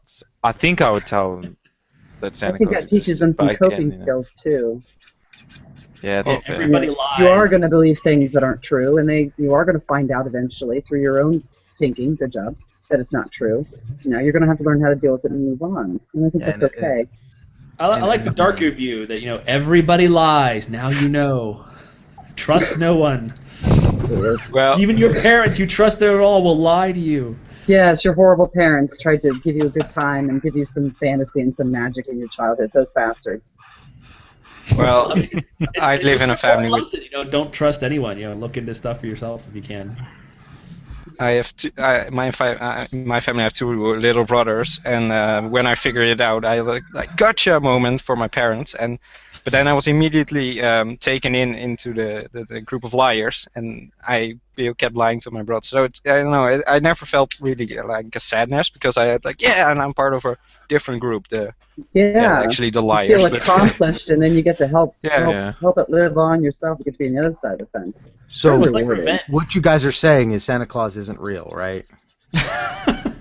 Seth, I know this may be hard for you to take, but I always like to write the people. we know how slow you are. That's an obligatory joke, so somebody had to do it. Yeah. What is it? Dragon Ball the That's Chain fair. Phantom or whatever. Just don't talk about the Easter Bunny. Not the Easter Bunny. Come on. Come on, man. the That's Easter just Bunny is sacred. That's perfect. sacred That's not- territory. At least the Like tooth that whole- fairy is untouched. That whole Jesus-y thing, that's nothing to do with Easter at all. It's all about, bunnies and sex and plants, Well, it was originally a pagan. Yeah, celebration in it's the just spring, a yeah. change. It's Aren't most basically- holidays originally pagan? Yes. All holidays are taken All. from earlier traditions. Yep. Not necessarily pagan. Even the pagans taken them from earlier traditions. Yeah, bear in mind though, the whole That's how pagan culture thing. works. Bear in mind that the whole pagan thing is just the not Christian equivalent. Well, it's pagan's kind of an effectively umbrella term. No. Pagan's an umbrella term for you've got your, Wiccas and Druids and then heathens, which are the heathens being the Norse god worshippers. That kind of. They just I think it's used the Latin for word hate. wrong. Yeah, They're not us. They're not Yes. us Christians. The other people. So Well, it I kind of thought- fits everything. I thought we'd jump back over to deism for a moment because I know you like swatting away this hoary old myth. All deists are Wiccans, right? Nature worshippers is the same thing. Wiccans and No. deists. No, you sure? No, and not all deists are nature worshippers. I'm a nature worshipper, but that doesn't mean that all deists are nature worshippers. Some deists are just deists. They're just like, I think there's a creator. Done. And they move on through life like normal. But Dane nothing Cook else. said that Nobody- atheists are nature worshippers. Yeah, you kind of are. And if Dane Cook said it, it's true. I happen so that's to just like the way it things is. that are natural. Does that make me a naturalist worshiper? It depends on who you ask. I mean, for me, my nature worship is just a reverence for nature. I'm in awe. I'm inspired by. I learn from, and so does everybody else. I find my peace there. When I go fishing, I love it. I'm relaxed. I de-stress. That's just a reverence So and you adoration appreciate for nature it. by tricking nature into eating fake food on a hook and pulling it out of the water. Damn right, I'm hungry and I need to eat. I could see fishing being useful for that, but why fish unless you're trying to eat food? I don't get the point of fishing and then putting it back. Well, I eat the fish. Right. Asking I'd, that philosophical question. I'd be interested to know whether people agree with what Richard Dawkins said. I think he said something like About fishing. No, not about fishing. Teaching creationism to children is child abuse. What do you think? Do you think that's a reasonable statement? I think it's the tip of the iceberg of what he's actually trying to say, which is it's stunting their growth. He wasn't saying it's child abuse in the literal sense. It's just, if you start teaching children things like this, they stop being critical thinkers and they live backward lives. Believe things that aren't real.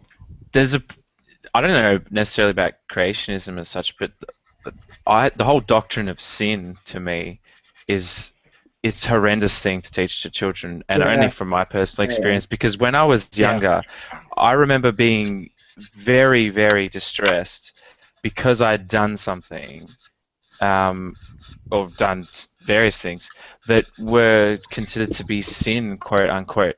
And there's absolutely no reason to feel ashamed about, they're just normal things everyone does day to day. But well, yet, you got a little bit older and realised that wanking was okay. well, that's one example. That's an example.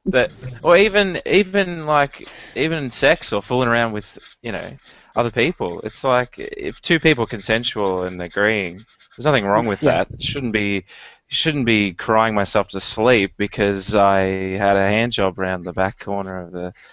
This is what I'm saying. It really distresses young people, I think, the whole doctrine of sin. It's absolutely detrimental for people to grow up thinking that the creator of all things it doesn't care about, that is upset with them, is displeased with them, or doesn't love them, or is angry, or he himself is on a knife's edge of whether or not he's going to love you or smite you one day to the next. Thinking that you're not even good enough for your creator is absolutely sadistic. That is so sad and so weird to me. Yeah, it's like the doctrine of total depravity that Calvinists have. Just boggles my mind. Like, oh god, yeah. And of course, if it just so happens you're having butt sex or whatever, you'll be burning in hell for all eternity. It's pretty bad. Yeah, then the Calvinist position where you burn in hell for all eternity no matter what you do. You weren't one of the chosen few. Sorry, who needs to have that kind of stress on top of like some kind of living? God's running a popularity contest. It's just absolutely right. Yeah. And an all loving one too, an all good God. Yes. Apparently, this is a good thing. Somehow. Perfectly loving God. But yeah, but before we jump on, I was gonna. Speaking of wanking, there's that wonderful image online of a picture of the Earth. Someone wanking. You get a picture of the Earth, and then it goes out and it shows the solar system, and then it pulls further back. You see our solar cluster, cluster of solar systems, and then it pulls back, and you see our galaxy. Pulls back again, you see our galaxy cluster. Goes back, you see our supercluster. Goes back and see our super cluster, like the huge group. Finally, you see the observable universe. And it backs out one more frame, and there's Jesus hovering over it going, "Don't masturbate." And that puts it into perspective. Like, why would someone with that kind of power care about something that mundane? Yeah. The line is actually from Real Genius, to which it alludes. This is Jesus. Stop playing with yourself. Yeah, there's that one passage, I can't remember where it is in the Bible anymore, but that God comes to, if I remember correctly, comes to kill Moses when he's a baby. And first, how does God come to kill somebody? He could do it pretty quickly. He doesn't need to take physical form and walk over to you. But then the wife cuts off the baby's foreskin and wipes it on her husband's genitals and says, "Now you've got the blood," or something along those lines, and that stops God from killing him. You've got the look. If you go back and you look at the observable universe, and you look at this situation, there's a disconnect. Why would something capable of doing all this do something that silly? It doesn't make any sense. Here's this thing I put on. Remove that, please. That was a preface that was meant to be. That was an error in my creation. Please remove it, and then you'll be happy. No, I don't know. Well, has anyone? I suppose quite a lot of people here started off as religious or even creationists. Did anyone start off as a creationist? And what was it like to be indoctrinated? And perhaps why did you stop? Why did you become atheists or deists or whatever? I never belonged to any organized or revealed religion, so Not me. We don't have any former creationists here. Not one. Darn it. Yeah, I when I was much younger, I wasn't. I I didn't. was, yes. Okay, so why were you a creationist there, Seth? Were you indoctrinated?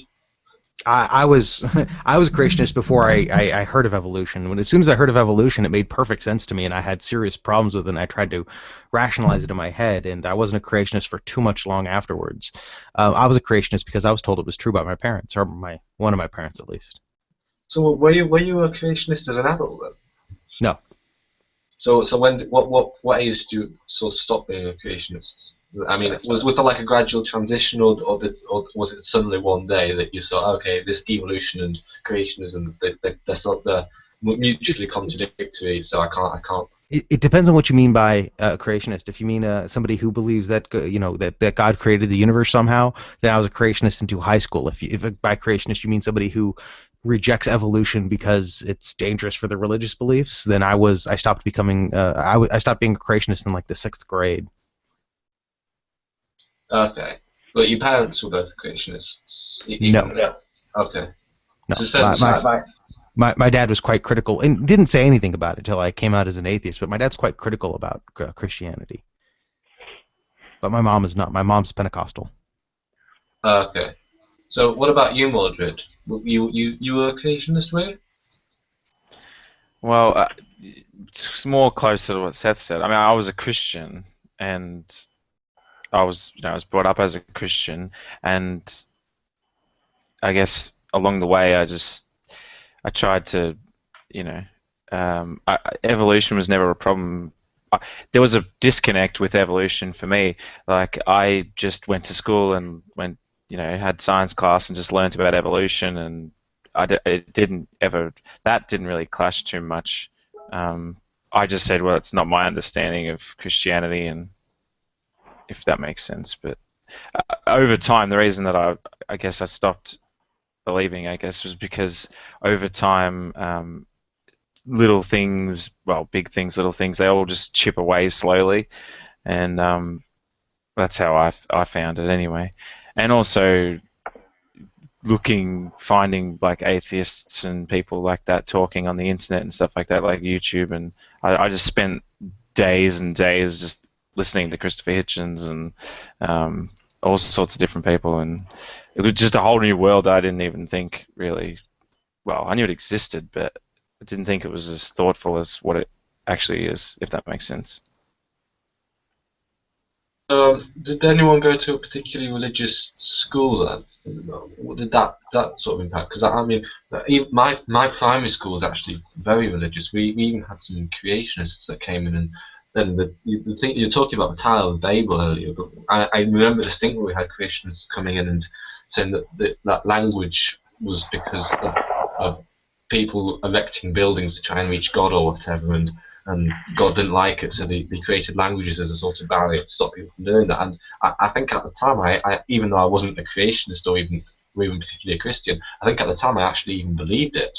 So, has anyone else had any experiences like that at school or whatever? Or even in religious education? We used to have RE, religious education, but I found it really difficult at school. At my school, it was like the God and stuff was laughable. So I was pushing against. I was sort of. It fit with the whole mold of like Christianity being you're the repressed people, all that sort of thing. Because everyone's just like, this is stupid, and I'm like, no, it's real. If that makes sense, but yeah. Okay, I think John has joined now. Did you want to say anything, John? Because I know you were commenting in on the YouTube thing a bit earlier. Yeah, I'll give it a shot. Can you hear me okay? Yeah. Awesome. Well, you guys were talking about, former Christians and what have you, and I thought I'd throw my 2 cents in here. I grew up in a very religious household, and I spent the first 25 years of my life very indoctrinated. We're talking, 3-4 nights a week of church, and all my friends had to be Christians, and I mean, it was just the whole 9 yards. In fact, if you know anything about Matt Dillahunty's childhood experiences with theism, mine mirror his. I just found this out today too, by the way. My experiences mirror his almost precisely. Even up to him going off to the service and coming back, and his family wanting him to be a minister. That's where I was headed. So, yeah, I can speak to that a little bit, I suppose.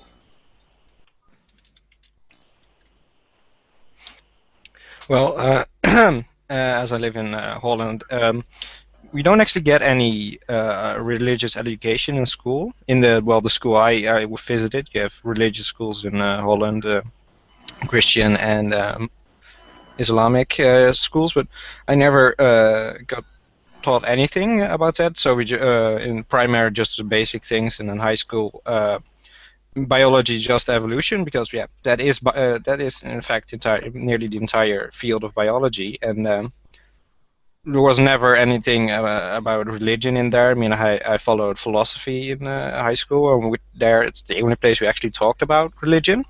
And I remember one incident of a religious person in my class challenging the teacher about evolution. But that was more, that's one of the only persons that actually believed in God in the entire class, so it nearly immediately got ganged up on by the entire class. So yeah, I don't know. It's I think it's interesting, such different experiences in school in different countries. Yeah, I mean, in the UK, religious education is compulsory. I'm not sure what it's like in other countries, but I had to do a GCSE in it, which I think I only actually had a half GCSE in RE for some reason, because our school wasn't too much into it. But it was compulsory, and there was no way of getting out of it. So, and all through the school, you had to have some aspect of religious education, and some of it I think was actually quite harmful. They were teaching things like the cosmological argument being sort of reasonable, and I mean, they were teaching a lot of historical things, which is fine. I mean, it's important to know, have general knowledge about religion and stuff, but they were teaching some quite harmful things as well. Do you think religious education should be compulsory? I mean, and also the argument that the government gives is that it promotes religious tolerance. Do you think it does promote religious tolerance? I think religious education should be given in schools, and I think it's a bad thing in Holland that nobody is being taught anything about it. But yeah, in more the historical sense, and yeah, I don't know about the arguments, maybe, but yeah, that being from a more objective point of view then. But I think philosophy is a nice place for that. I think that maybe should more focus on that subject, that being compulsory, and you teach it in that like. Quantum won't agree with you on that. I think philosophy should be compulsory though too. Really? Do you think philosophy should be compulsory? I think it should. I think we're going to have to disagree on that one. No, I think it should be compulsory, because what it did with me is it made me see my presuppositions in my worldview. It just made me realize what I think, and I don't think you should. The philosophy is so important in daily life. I think from an introspective kind of view, it's good to realize, to see what you think yourself, and it gives you a nice worldview, I think. Well, there is an argument that learning philosophy does help a lot of aspects of thinking, verbal reasoning, and sort of cognitive abilities. There is some transferable impact, and I believe that there's some statistics that philosophy graduates do have the best essay writing skills out of anyone, which I suppose shouldn't be too surprising, really. But I mean, my opinion on philosophy is that I do think philosophy is somewhat redundant to science. That's my opinion. I don't think anyone's going to agree with me there. But I think philosophy is somewhat more obsolete in this day and age. The thing I was going to bring up with you, well, the thing that I always think about whenever I hear that is, how do you scientifically go about like moral dilemmas? Like just going where does, I mean, it doesn't even come into it with moral dilemmas. Well, I mean, it can scientifically, but even if you have a scientifically correct answer for a moral dilemma, doesn't necessarily mean that's inherently moral. Do you understand what I'm kind of saying? Does science have anything to do with morality at all? I don't think so. Well, Perhaps not. Yeah. It has some explanatory. Science also lacks, well, much in the way of direct statement about epistemology. So it's not just ethics.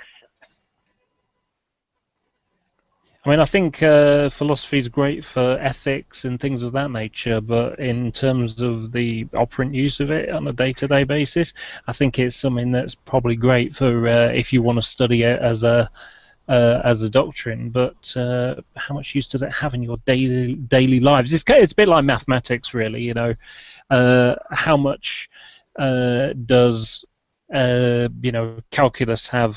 Well, maybe not calculus, but algebra. How much does algebra play in your day-to-day life when you go into the shops? Almost nothing. But it does have some uses, though. Are you kidding? Oh yeah, it's not that it's useless. It's just that it's useful in certain degrees. Well, I'm there's smoking out CLP groups. I'm smoking out CLP groups every time I head to the bodega here. Yeah, and the thing about it is, it's similar to when it comes to religious education. How can you understand the history of your own country without knowing the religion? I mean, for example, the Reformation. That was an important part of history. Without knowing about the Bible and the interpretations of things like that, how can you get a gauge of what this actually means? What's the context to it? Well, I was gonna say I have a philosophy joke I'm formulating here. I'm gonna give it a shot. What do you do after you've got your bachelor's in philosophy? Well, you go and get your master's in philosophy. What do you do once you have your master's in philosophy? You go get a doctorate in philosophy. What do you do after you're a doctorate in philosophy? Fill out a application for Walmart and get to work. That's it. It's terrible. But I just made it up on the spot. So. What I'm seeing in my Build yourself an ark and meet yourself in the Creation Museum. Oh, come on. He's not a philosopher by any means. Jesus. There do seem to be quite a lot of lawyers and philosophers in the creationism ranks. Like intelligent design. Like, I'm a philosopher of science. That means I can talk about every possible aspect of science and say it's wrong. What I think is what I see in people my age and who I speak to, they don't know about things like they understand what free will is, but they never really thought about it. Determinism, and they barely know about Descartes and the Descartesian either. And these are just, I think, subjects which you should think about, because the normal position people have is you see yourself, like Descartes said, like a little man in your own head. I mean, whilst we all this scientific data that's not really true, and our brain is more like a machine, but most people don't ever think about it, and that's what we did in philosophy class. And I think that's just very basic to the way you see the world. Yeah. I think, wasn't it Descartes who said hell is being in a room with all your friends? Something like that. Of course, his friends were French, so that's not surprising.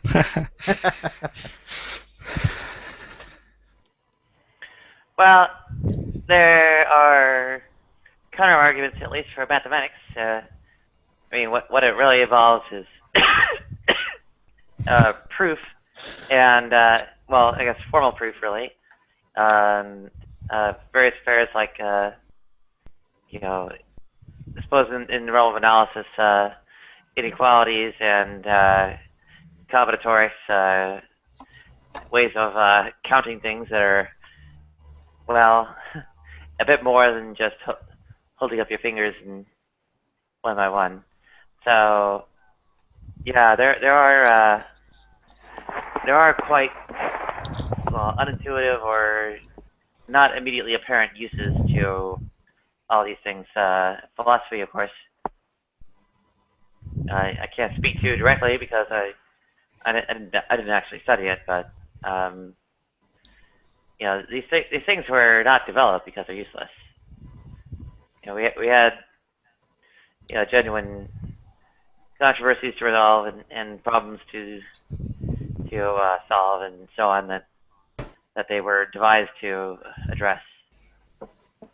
Well, I think it might not be directly useful, higher mathematics, but I think it contributes to a better understanding of the world, which I think you can base more better decisions on a more complete understanding of the world and the way you yourself understand it. So I think maybe we shouldn't always argue that it has to have a direct impact on what you do.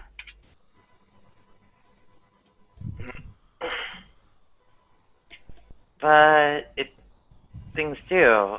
They do.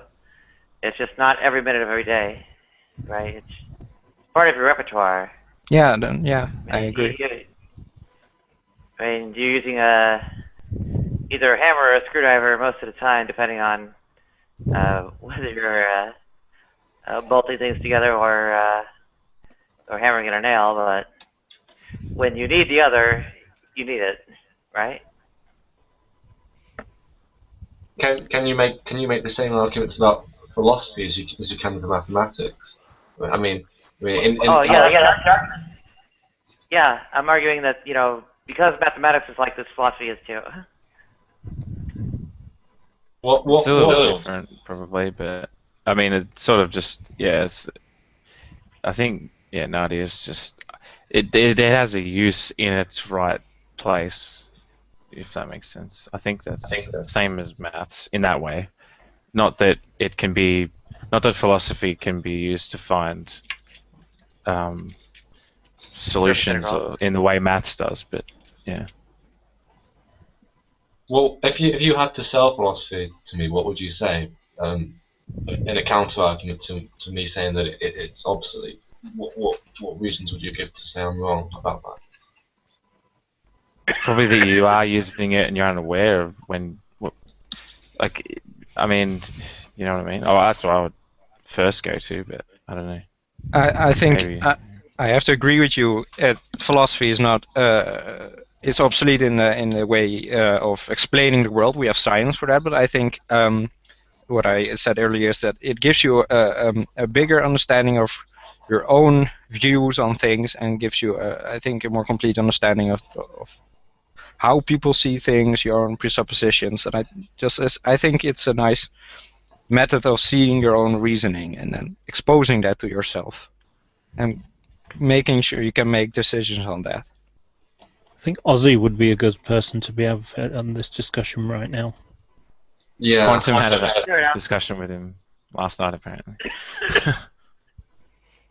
Yeah, I was rather keen to avoid repeating that, but it seems that the conversation has stayed in this direction. Yeah, I mean, my main problem with philosophy is that it sometimes relies on gut instinct to learn things about the universe we live in. So arguments that are not empirically based can sometimes lead you to come to false conclusions, because the universe works in a rather counterintuitive way.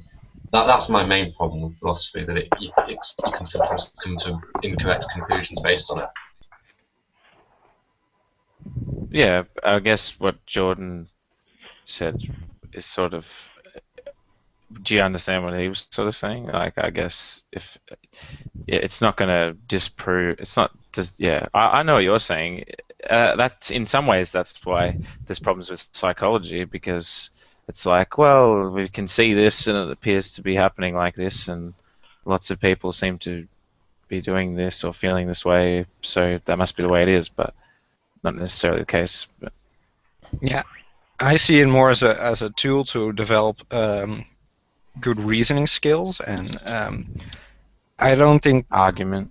Yeah, that's how I've been taught. I mean, it's only 2 years I got it, but that's what we basically mostly focused on, and not as a tool to figure things out about the world. More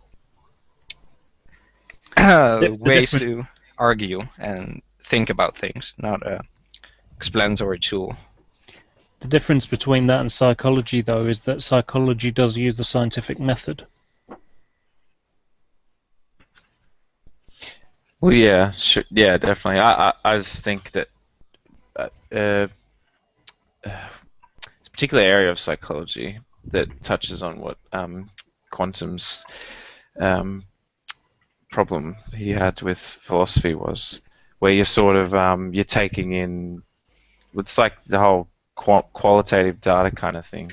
You know, how useful is it? Just because you've got 100,000 people telling you that X is happening, is X actually happening? If that makes sense, I don't know. Yeah, qualitative versus quantitative. Yeah. Well, need I point out that there are philosophies of science overall, and I suppose several sciences. There's a philosophy of mathematics involving, what is the nature of the truth that mathematics tries to discover or whatever, and similarly how one reasons about various fields of science, like for instance, the distinction in inference methods between, say, reasoning about the past and predictive models for the future. The whole what is it? What do the creationists call it? Historical versus observational, or something like that? Historical science versus Observational science or something. I don't really know that much about philosophy of mathematics or even science. It's just the main thing is that I've yet to be convinced that any such discussion or of this sort of thing is useful without being empirically backed up in some way. But no small part is the discussion of how you carry out that empirical backing up, right? So what would constitute an empirical basis for deductions about the past? Philosophy is, I don't know, I'm going to butcher this, but I mean, there's lots of, I always think the things that are there, like in philosophy, sort of like presuppositions and stuff like that, like they're things you can't go without having presupposition. You can't do that if with that makes science sense, either. quantum. That's why it's, sorry? So that's true of science also. You have to make presuppositions. Yeah. And I guess, I mean, yeah, I don't know. Don't know where I was going with that. What I think I'm more arguing for is more classes on reasoning and logic and your own presuppositions, and not necessarily philosophy, just understanding that and knowing the different worldviews that are out there. I don't think you should necessarily have to use it to do something. It's more a matter of introspection to yourself, and then you can use science to explain everything and more logical reasoning tool. Well, in the UK, they do offer qualifications in critical thinking. At least at A level, they do. It's not something I've done, but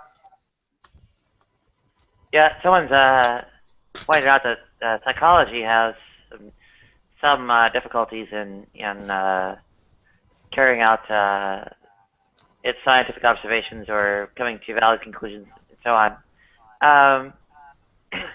And in no small part, that is because the philosophy of psychology is under development, right? It's the questions there as to how to deduce truth about human minds more generally are in effect unresolved. So these philosophical concerns are of relatively immediate practical consequence with ongoing mental illness, how many people have what kind of psychological disorder and so on. If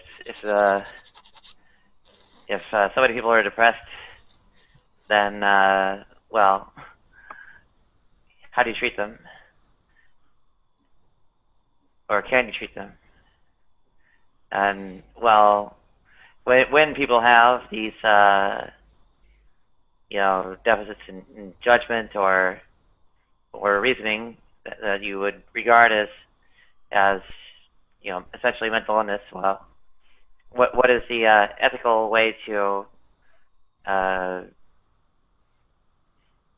treat them, or do you protect them from themselves despite their own expressed wishes, or what? So these are real life day-to-day concerns. Yeah, that's philosophy is not idle speculation. It's real world practical consequence. and I don't see a reason to not use the scientific method in discussing these subjects. And I think you can use both, and I think you should rely on scientific method, of course, for the data, but you can philosophize about the data. Well, that's the entire point I made, right? Yeah, I agree completely. The entire scientific process for carrying out science regarding human cognitive faculties or emotional well-being and so on, are effectively unresolved, right? They're in flux, they're being developed, and so on and so forth. There's scientific method is being constructed by the process of this philosophy, not merely employed by it. So Really, what you're saying there is psychology is finding out how things work, and then the philosophy is, okay, what are we going to do with this information? How are we going to use it? Okay. Let me try to wind it back at meta level. It's not just finding out how things work. It's finding out how you even make those determinations of how things work, right? So if you have, say, someone taking down notes about someone's behavior, or if they're doing that, what kinds of things do they write down? What do they look for? Is there a process? Is there a method? Is this reproducible? If you have a different interviewer, do you get the same result? Variables. Well, I mean, it Right. depends. I mean, an example would be in the US, Freud is still prized quite high, but it's moved on through the humanist to the cognitive fields of psychology since then. Yeah. So far there's been 4 primary fields of psychology. It started off with Pavlov, the behaviorism kind of stuff, then went through Freud with the psychoanalytical, then it was humanism, and then now cognitive. And yet Freud still seems to be quite important, especially in America. You listen to, I don't know, New York therapy people, and they go, oh, they're still going on about Freud, and a lot of that stuff has been kind of superseded, so to speak. Some of it's nuts. Well, akin to being nuts. Crazy talk. Some of his stuff. So that's the reason why it's called psychology. Ah, that's mean. No. That's rude. Such a scientist take talking about it. Is this a reasonably convenient stopping point? Because it's 1 minute. That psychology sucks. No, it's not. Well, I have to study it. Seems fair to me. I was prompted to stop pressing the issues, so yeah. No, I think so. I was really making the joke. That's why it's called psychology, because it's dealing with problems of the head, as it were. You know, actually, Sometimes. in my university toilets once. I found a toilet roll holder that said that someone stuck a piece of paper above it that said psychology degrees, help yourself. It wasn't me. I promise, it wasn't me. I actually have a lot of respect for the field of psychology, and if I wasn't interested in physics, then I might have done psychology instead. So. I studied psychology. I actually have a very funny toilet one, which is I remember one which is on the door. It's got congratulations, you've won a free game of toilet tennis. Look left, and on the left-hand side it says look right, and on the right-hand side it says look left. Solid. Very clever. Anyway, so it's about 10 o'clock now, so I think we're gonna sort of stop now. What we did last time is does anyone have anything to conclude or just to finish off with? I know last time when I asked people to conclude, everyone started saying how wonderful I was. So you don't have to do that